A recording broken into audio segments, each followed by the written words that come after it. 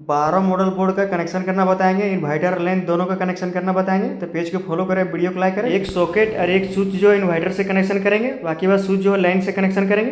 तो सबसे पहले एक वायर ले लेना है और ऊपर के तीनों स्विच को निचले सिरा जो है एक दूसरे से कनेक्ट कर देना है। वायर जो बाहर निकाले इसी में मेन लेन देंगे, एक वायर ले लेना है और ऊपर स्विच के निचले सिरा से लेकर नीचे के स्विच के निचले सिरा में कनेक्शन कर देंगे, क्योंकि वो भी लाइन से चलेगा। एक और वायर लेना है, इंडिकेटर में भी एक वायर जो है कनेक्शन करके स्विच के निचले सिरा में कनेक्शन कर देंगे। मेन लाइन जो है तीनों स्विच के निचले सिरम दिए हैं और उसी से एक इंडिकेटर में भी दिए हैं और स्विच के निचले सिरम भी कनेक्शन कर दिए हैं। इन्वर्टर का कनेक्शन करेंगे तो एक वायर ले लेना है, निचले स्विच के निचले सिरम कनेक्शन करके, और एक और वायर लेना है ऊपर के स्विच में निचले सिरम में कनेक्शन करके इन्वर्टर के लिए बाहर निकालनी है। देखिए अब जो स्विच है सॉकेट से कनेक्शन करेंगे तो स्विच के ऊपर सिरा से सॉकेट के एल पॉइंट में कनेक्शन कर देना है।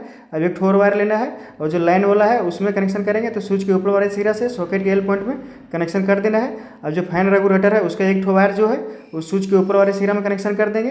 अब न्यूट्रल का कनेक्शन करेंगे तो दोनों सॉकेट के एंड पॉइंट में जो है एक दूसरे से कनेक्ट कर देंगे और उसी से एक वायर लेंगे और इंडिकेटर के भी एक पॉइंट में कनेक्शन कर देंगे न्यूट्रल का सप्लाई। पेज को फॉलो करें, वीडियो को लाइक करें। एक और वायर लेना है और मेन न्यूट्रल के लिए जो है सॉकेट के ही एंड पॉइंट में कनेक्शन करके बाहर निकाल लेंगे, जिससे मेन न्यूट्रल का कनेक्शन करेंगे। 3 होल्डर लिए, तीनों होल्डर में जो है 2-2 वायर कनेक्शन कर दिए।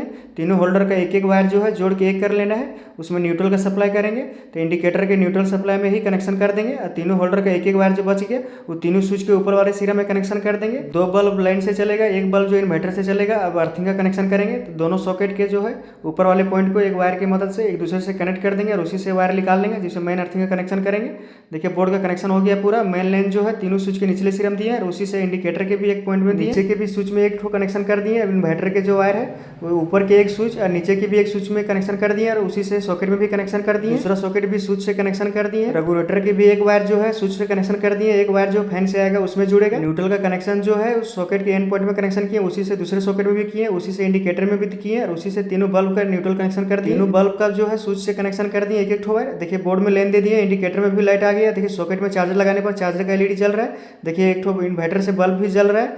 अब दूसरे सॉकेट में देखिए चार्जर लगाने पर चार्जर से जल रहा है, लाइन से चल रहा है। अब देखिए दोनों बल्ब भी दोनों स्विच से चल रहा है।